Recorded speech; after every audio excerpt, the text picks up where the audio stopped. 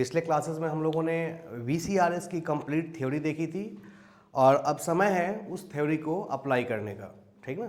तो इसके लिए हमने एक प्रॉब्लम लिया है, इस प्रॉब्लम को देखते हैं और सीखते हैं कि कैसे हम किसी प्रॉब्लम में अप्रोच करेंगे।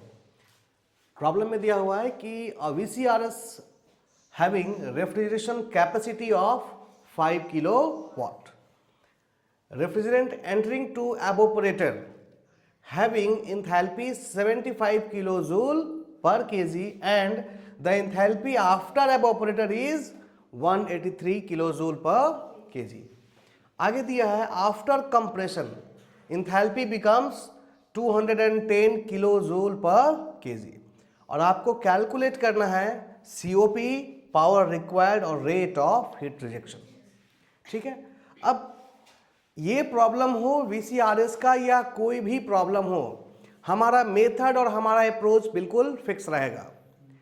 जब हम थ्योरी पढ़ रहे थे तो हमने TS डायग्राम बनाया था और उस पर 4 पॉइंट थे और हमने सीखा था कि उस 4 में से या यदि हम कोई 3 पॉइंट की एंथैल्पी हमें पता चल जाती है तो VCRS का कोई भी प्रॉब्लम सॉल्व किया जा सकता है।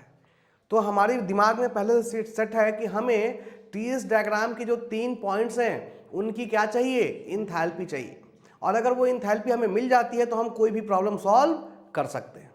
क्लियर है? तो हम इसी अप्रोच के साथ आगे बढ़ेंगे। सबसे पहले लिखेंगे जो भी वैल्यूज आपको गिवन है और गिवन वैल्यू के बाद हम लोग उन 3 पॉइंट की एंथैल्पी खोजेंगे जो हमें चाहिए, कोई भी 3 पॉइंट, ठीक है।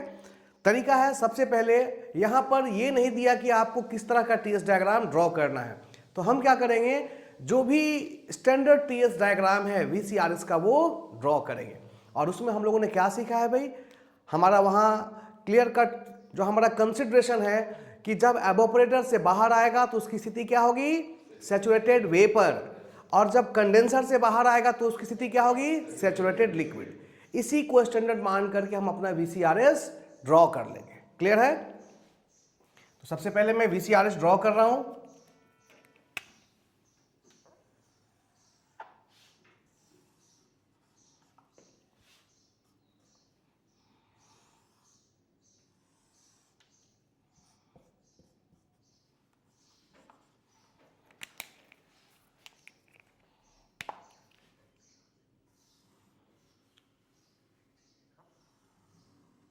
ठीक है, ये पॉइंट हमें कहां लेना है,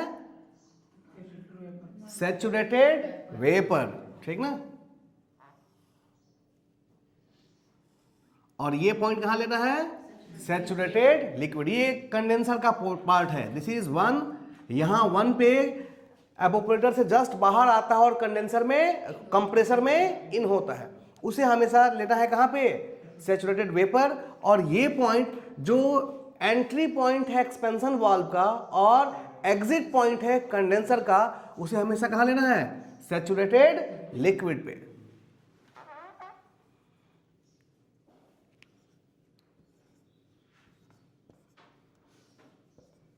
ठीक है,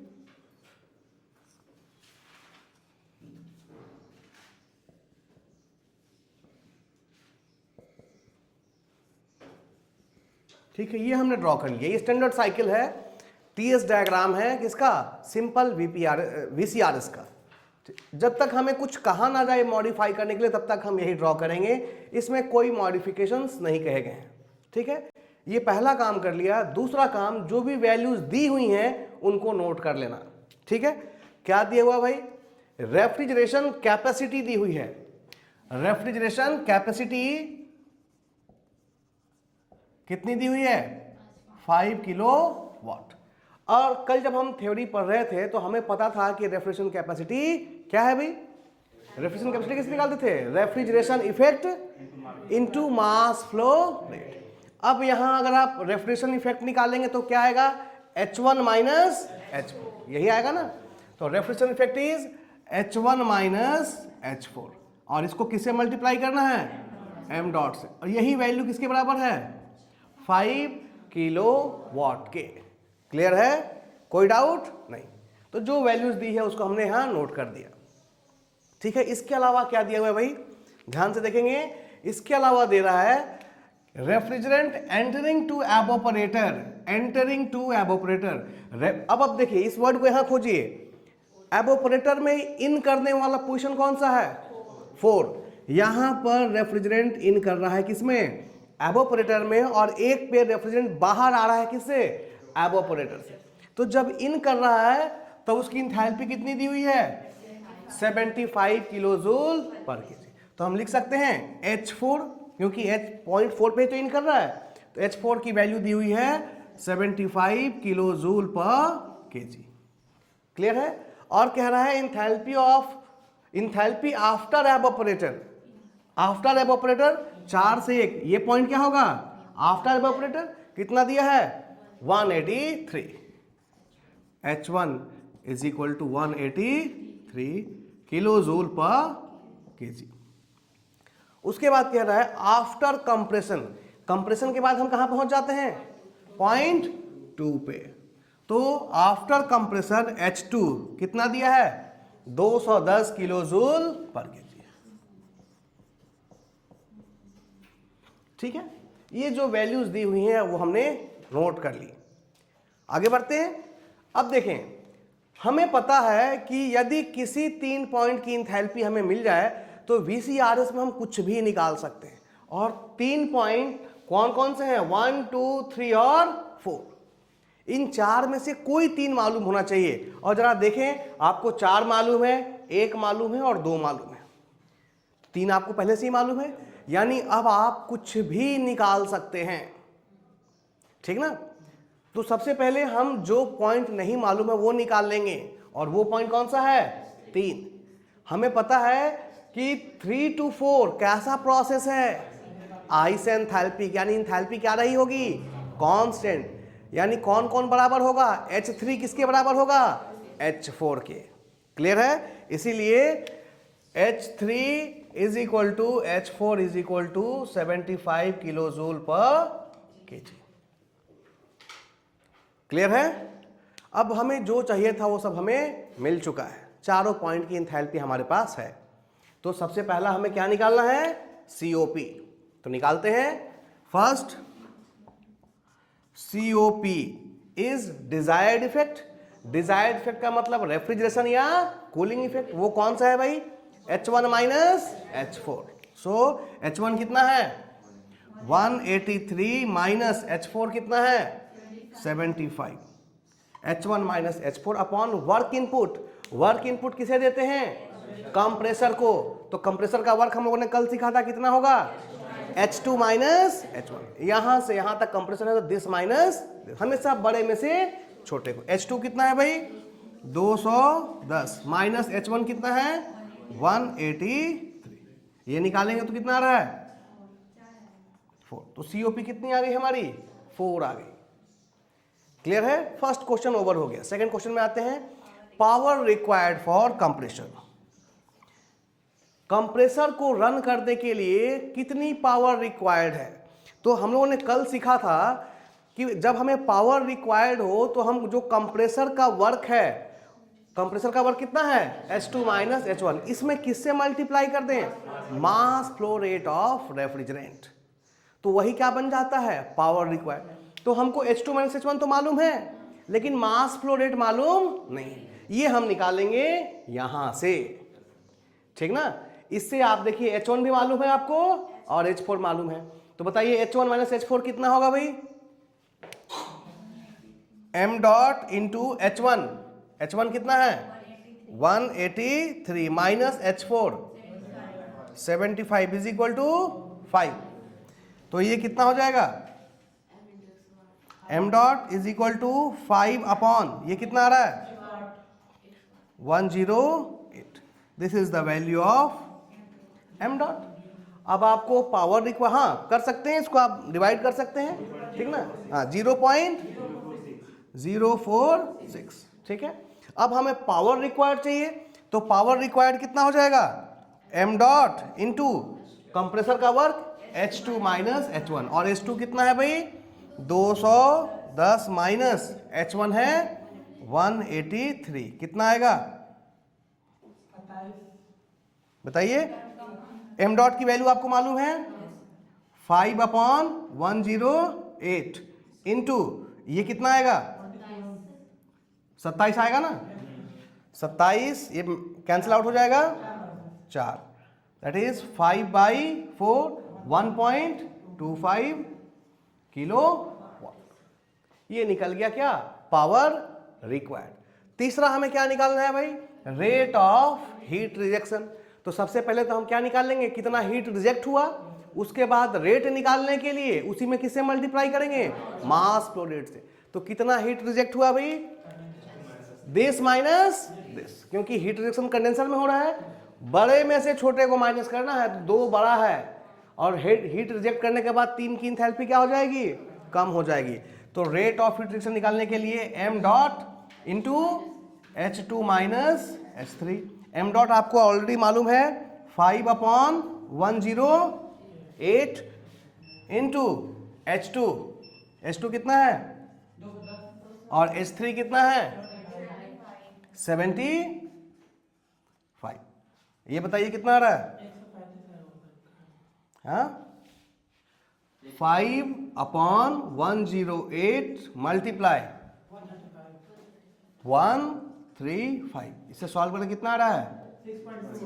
6.2125 जो भी कहें, it is kilo watt. Clear है? तो इस तरीके से हमारा अप्रोच होता है, इस तरीके से हम आगे बढ़ते हैं। VCRS के प्रॉब्लम बिल्कुल ध्यान रखना है कि हमें क्या चाहिए? 3 पॉइंट की एंथैल्पी। अगर हमारे पास 3 पॉइंट की एंथैल्पी है तो हम कुछ भी निकाल सकते हैं। तो हम लोग सेकंड प्रॉब्लम देखते हैं। ये प्रॉब्लम बहुत चीज़ें आपको सिखलाता है, इसको बिल्कुल ध्यान से सीखें और इसको सीखने के बाद आप कोई भी प्रॉब्लम जो VCRS के ऊपर है उसको आसानी से कर सकते हैं। ये प्रॉब्लम जानबूझ के लिया गया है क्योंकि इस पर सिखलाने के लिए आपको बहुत सारी चीज़ें हैं, ठीक ना। तो चलिए एक एक करके हर एक चीज़ को सीखते हैं। फिर से ये VCRS का प्रॉब्लम है, हमने देख लिया कि ये किसका प्रॉब्लम है? VCRS का। तो जो हमने सीखा है कि यदि प्रॉब्लम VCRS का है तो सबसे पहले हमें एक जनरल TS डायग्राम ड्रॉ कर लेनी है, ठीक ना। और उसके बाद हमें क्या चाहिए? किसी 3 पॉइंट की एंथैल्पी चाहिए, ठीक है। तो यहां भी हमारा तरीका बिल्कुल यही रहेगा। क्वेश्चन को पहले पढ़ेंगे नहीं, पहले देख लिया क्या है? VCRS। तो अब हम ड्रॉ करेंगे पहले VCRS और फिर हम देखेंगे कि किस 3 पॉइंट की एंथैल्पी हम फाइंड आउट कर सकते हैं। अब यहां पर ये क्वेश्चन क्यों इंपॉर्टेंट है अभी 2 सेकंड में मालूम चलेगा। सबसे पहले हमें जो ड्रॉ करना है वो स्टैंडर्ड TS डायग्राम ड्रॉ करना है, ठीक है। हमने एक स्टैंडर्ड TS डायग्राम ड्रॉ कर लिया जो हम सीख करके आए हैं पहले से, और इसमें नंबरिंग कर दिया 1 2 3 और 4। अब क्वेश्चन को आगे पढ़ते हैं। कह रहा है refrigerator based on VCRS working between temperature limit of -20 और 40 डिग्री सेंटीग्रेड। अब यहां आपको उस टेम्परेचर लिमिट को शो करना पड़ेगा। -20 हो गया T लोअर और 40 डिग्री हो गया T हायर। तब इस ये TS डायग्राम है, इसमें लोअर टेम्परेचर कहां पे है? ये है, ये लाइन लोअर टेम्परेचर की है, दिस इज -20 और मैक्सिमम टेम्परेचर 0.2 का है, it is 40 degree centigrade. Clear है? आगे कह रहा है the refrigerant enters the condenser, very very important, enters the condenser. जब कंडेंसर में रेफ्रिजरेंट इन कर रहा था तब क्या है? As saturated vapour. इसने कंडीशन दिया है, स्टेट दिया है किसका? रेफ्रिजरेंट का। कब? जब कंडेंसर में इन कर रहा है तब कह रहा है कि उस समय इसकी स्थिति कैसी है? Saturated vapour. और इन जनरल हम क्या मान के चलते हैं कि सैचुरेटेड वेपर कहां पे होगा? जहां से कंप्रेशन स्टार्ट हो। यानी हम ये मान के चलते हैं कि सैचुरेटेड वेपर स्थिति कहां पे होगी? यहां पे। लेकिन प्रॉब्लम अब हमें कह रहा है कि आप रेफ्रिजरेंट की स्थिति सैचुरेटेड वेपर लीजिए कहां पर? जहां रेफ्रिजरेंट कहां इन कर रहा है? कंडेंसर में, ठीक है। अब कंडेंसर का पोर्शन 2 से लेकर के 3 तक है और हमें रेफ्रिजरेंट को कहां इन कराना है? जहां पर स्थिति कैसी हो? Saturated vapour. अब इस जब भी ये पॉइंट मिलेगा हमें सैचुरेशन लाइन के ऊपर ही तो मिलेगा, यानी रेफ्रिजरेंट कहाँ इन कर रहा है कंडेंसर में, ये वाला रीजन अब नहीं रहेगा। रेफ्रिजरेंट कहाँ इन करेगा, यहाँ। और हमें पता है कि रेफ्रिजरेंट यहाँ इन करता है तो रेफ्रिजरेंट आता कहाँ से है, कंप्रेसर से बाहर आता है ना। और कंप्रेसर में कौन सा प्रोसेस होता है भाई, आइसेंट्रोपिक, यानी यहां पर जब वो रेफ्रिजरेंट पहुंचा होगा तो आइसेंट्रोपिक पाथ को फॉलो करते हुए पहुंचा होगा। और आइसेंट्रोपिक का मतलब यहां लाइन कैसा बनेगा, बिल्कुल सीधा, यानी यहां से कंप्रेशन की शुरुआत हुई होगी। और यही है क्या, वेट कंप्रेशन। यानी क्वेश्चन में आपको डायरेक्टली इसने ये नहीं कहा कि कंप्रेशन वेट हो रहा है, बट वो इनडायरेक्टली बता रहा है कि यहां कंप्रेशन कैसा है, वेट कंप्रेशन। और ये हमने पिछली क्लास में पढ़ा था कि वेट कंप्रेशन क्या होता है। चूंकि इसने ये बता दिया कि रेफ्रिजरेंट जब कंडेंसर में इन कर रहा था तब उसकी स्थिति क्या थी, सैचुरेटेड वेपर, तो ये इस कंडेंसर का इन पॉइंट हो जाएगा। और जब यहाँ पे इन किया तब वो क्या होगा, सैचुरेटेड वेपर। और यहाँ अगर सैचुरेटेड वेपर है इसका मतलब ये लाइन बिल्कुल सीधे आएगी, तो हम किस रीजन में आ जाएंगे, वेट रीजन में आ जाएंगे।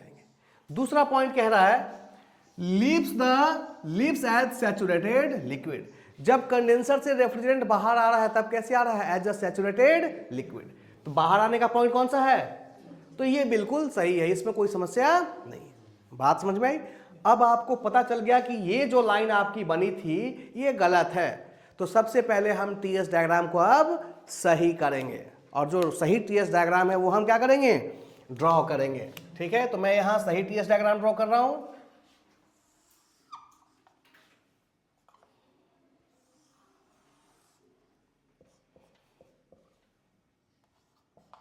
ठीक है, ये हो गया लोअर टेम्परेचर और ये हो गया हायर टेम्परेचर। ये है हमारा -20 डिग्री सेंटीग्रेड।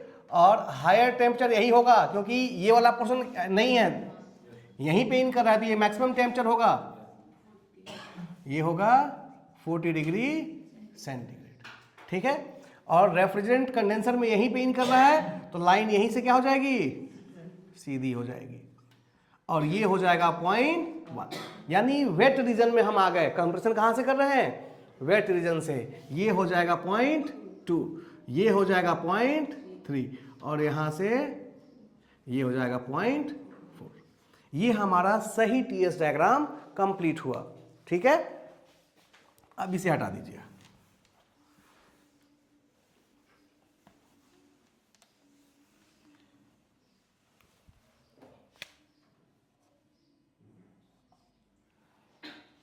क्लियर है जी। अब एज पर क्वेश्चन -20 और 40 डिग्री के बीच में VCRS काम कर रहा है और रेफ्रिजरेंट की स्थिति जब वो कंडेंसर में इन कर रहा है, यानी कंडेंसर 2 से कहां लगा है, 3। जब कंडेंसर में इन किया तो वो सैचुरेटेड वेपर है और जब बाहर आ रहा है तो सैचुरेटेड लिक्विड है। ये हमारा टीएस डायग्राम बन गया। आगे बोल रहा है the enthalpy and entropy values are given in the table. इस टेबल में इंथैल्पी एंट्रोपी की वैल्यू दी हुई है कहां पे, -20 और 40। देखिए -20 और 40 पे इंथैल्पी और एंट्रोपी की वैल्यू दी हुई है। और क्या दिया है भाई, यदि if the mass flow rate is 0.025 kg पर सेकंड। आपको एक चीज और दी हुई है, m डॉट कितना दिया है भाई, 0.025 kg पर सेकंड। ये चीज आपको गिवन है, तो आपको क्या निकालना है, COP और रेफ्रिजरेशन कैपेसिटी। बात समझ में आई, क्वेश्चन बिल्कुल माइंड में सेट हो गया। अब देखिए प्रॉब्लम तो VCRS का ही है ना, तो फिर अगर हम 4 पॉइंट की इंथैल्पी निकाल लें, 1 2 3 4 की, 4 नहीं किसकी, 3 की ही निकाल लें, तो फिर हम कोई भी प्रॉब्लम सॉल्व कर सकते हैं। तो हमारा पूरा ध्यान होगा कि कैसे हम इनमें से किसी 3 पॉइंट की इंथैल्पी क्या कर लें, निकाल लें। ठीक है, और कुछ पॉइंट की इंथैल्पी आपको दी हुई है, ठीक ना। किन पॉइंट्स की दी है, चलिए किन पॉइंट की दी है उससे मतलब नहीं, हमें किन पॉइंट की निकालनी है उससे हमें मतलब है। हमें 1 2 3 4 में से कोई 3 पॉइंट की इंथैल्पी चाहिए। ठीक है, आइए देखते हैं कैसे निकलेगी और कैसे करना है। सबसे पहले हम इस टेम्परेचर के पास देखते हैं -20 डिग्री पे कौन कौन सी वैल्यूज आपको मालूम है। ठीक है, तो लिखते हैं at -20 degree centigrade. -20 degree centigrade का मतलब ये टेबल ऊपर वाला देखेंगे, इसमें HF दिया हुआ है और HG दिया हुआ है। तो -20 डिग्री पर ये लाइन हो गई, इसमें HF कौन सा होगा, HF बिंदु कौन सा है, ध्यान दें, ये पॉइंट HF तो सैचुरेशन पॉइंट होता है ना, तो 20 डिग्री पे ये है, इसकी वैल्यू दी हुई है, ये हो गया HF और ये हो जाएगा HG। ठीक है, बात समझ में आ रही है। अब दूसरा SF एंड SG, यानी इसी पॉइंट की एंट्रोपी भी दी हुई है, SF दिया हुआ है और SG दिया हुआ है। क्लियर है? बट हमें क्या चाहिए था, हमें तो ये दोनों चाहिए थे ना, और ये दोनों किस रीजन में है, वेट रीजन में, जबकि HF और SG वो इधर का होता है और इधर का होता है, लेकिन हमें पॉइंट निकालना है बीच का। तो इससे हमें कोई खास मदद नहीं मिली, इसमें से हमारा कोई पॉइंट निकला क्या, नहीं। अब दूसरे में चलते हैं, कहां पे, एट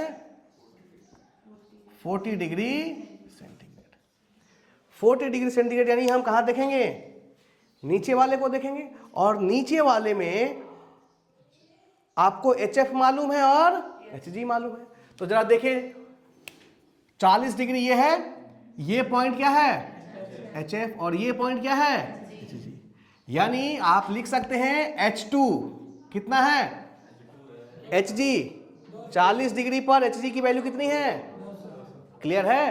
टेबल से अब वैल्यूज कैसे निकालते हैं, ठीक ना, HG की वैल्यू कितनी दी हुई है 200, और हमारे डायग्राम में HG का मतलब कौन सा पॉइंट है, H2 है, क्लियर है। तो H2 की वैल्यू कितनी हो गई 200।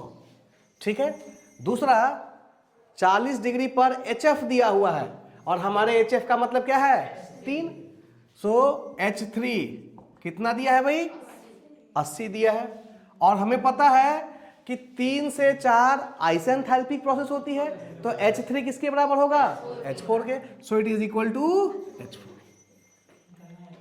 अब फिर देखिए, आपको 3 मिल गई, लेकिन ये प्रॉब्लम कुछ खास है, 3 मिलने के बावजूद आप कुछ नहीं कर सकते, क्योंकि 3 में एक जो इंपॉर्टेंट था वो नहीं मिला है।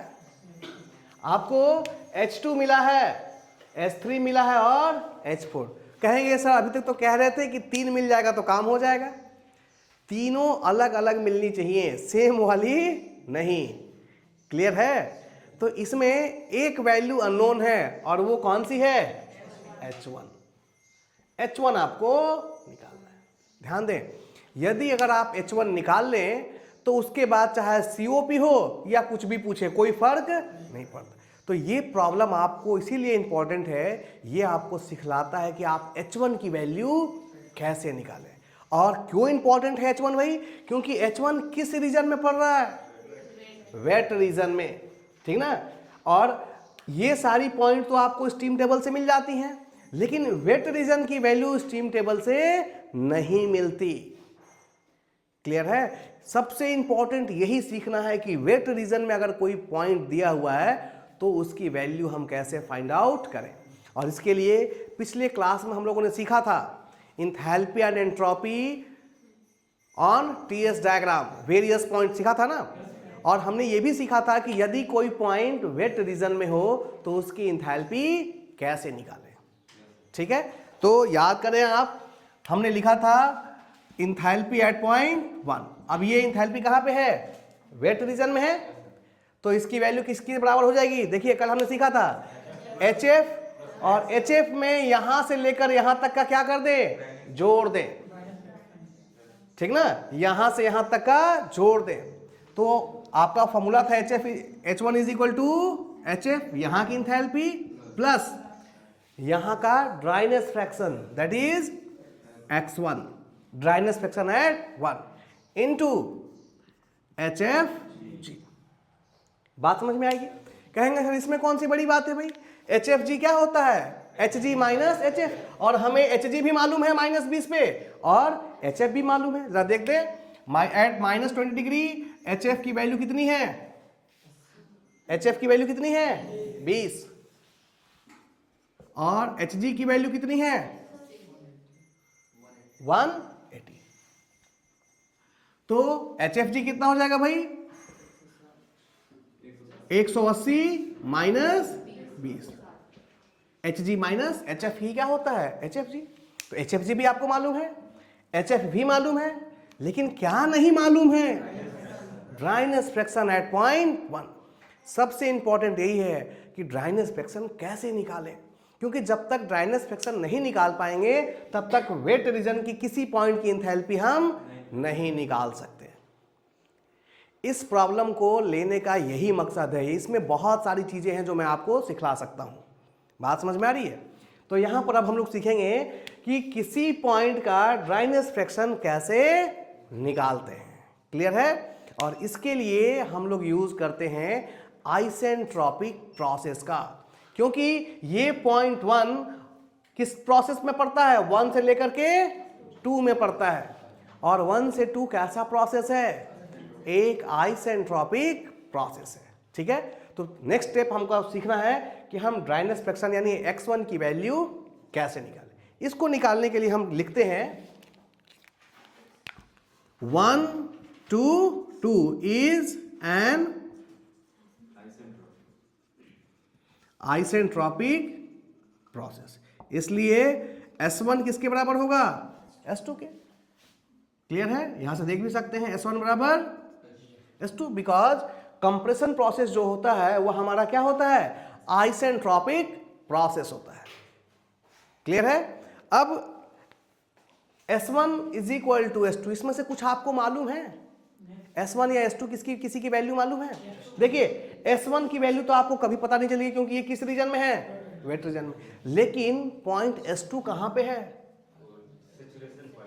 और कौन से टेम्परेचर पे? 40। यानी S2 SG के बराबर है। यहीं पर आप क्या देखेंगे? SG, और इधर क्या देखेंगे?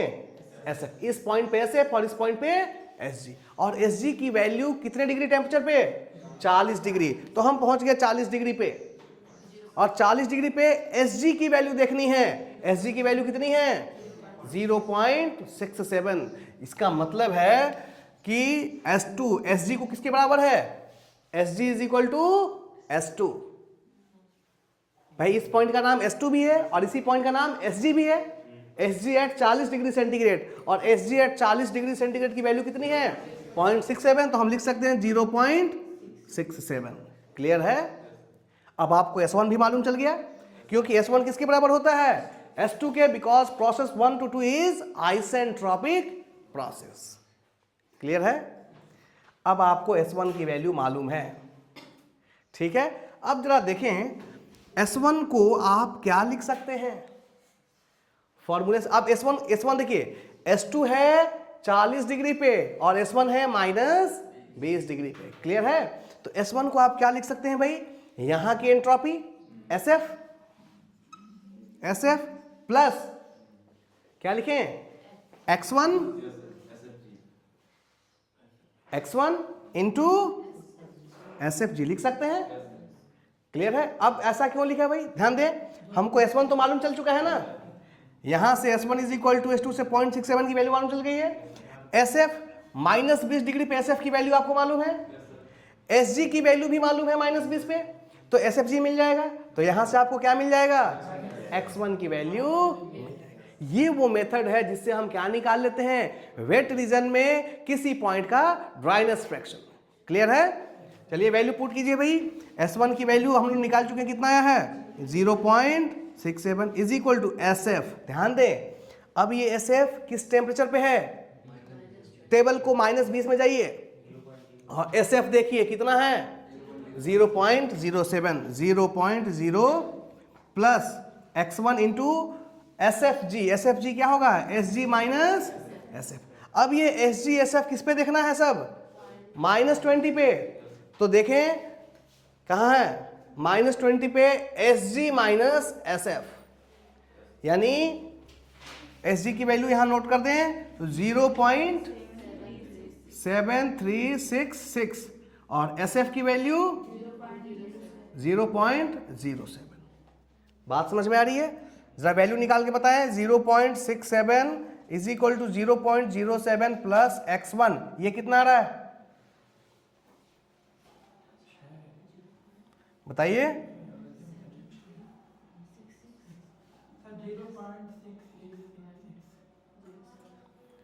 ये कितना आया? 0.66। तो यहां से अगर आप x1 निकालेंगे, x1 की वैल्यू बताएं कितनी आ रही है? इसको इसमें से माइनस कीजिए, इसको डिवाइड कर दीजिए। 0.999। फिर से चेक कीजिए।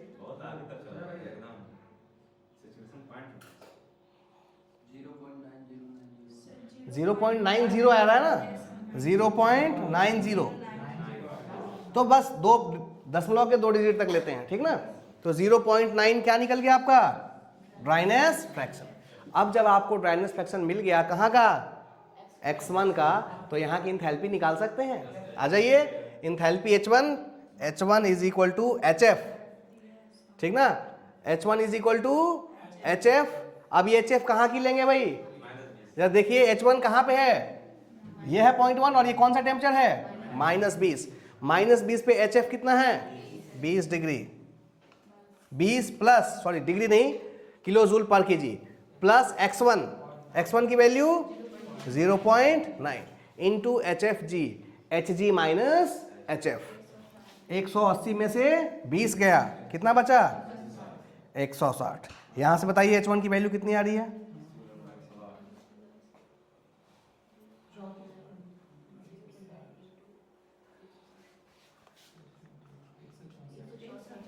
$164 kilo joule per KG. Clear है? कोई डाउट नहीं। जब ये आपको चारों पॉइंट की इंथैल्पी मिल गई, ठीक ना, तो अब कोई फर्क नहीं पड़ता। पहला क्या निकालना है भाई? COP। तो मैं थोड़ा सा इधर रब कर देता हूं।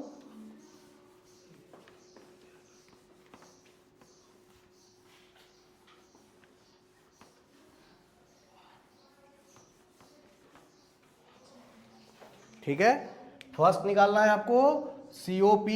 COP का मतलब डिजायर्ड इफेक्ट। डिजायर्ड इफेक्ट कहां से मिलेगा? H1 minus H4।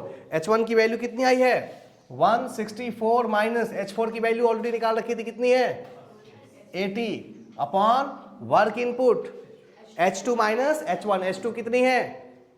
H2 है 200 माइनस H1 कितना आया है? 164। बताइए कितना आएगा?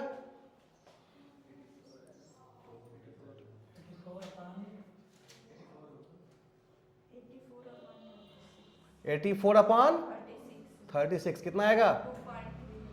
2.33। ये हो गई वैल्यू COP की। और दूसरी चीज क्या निकालनी है? Refrigeration capacity. रेफ्रिजरेशन कैपेसिटी क्या होता है? Mass flow rate into refrigeration effect, that is H1 minus H4। H1 minus H4। तो m डॉट दिया हुआ है 0.025 इंटू H1 आ गया है 164 माइनस H4 80। सॉल्व कीजिए, कितना आ रहा है?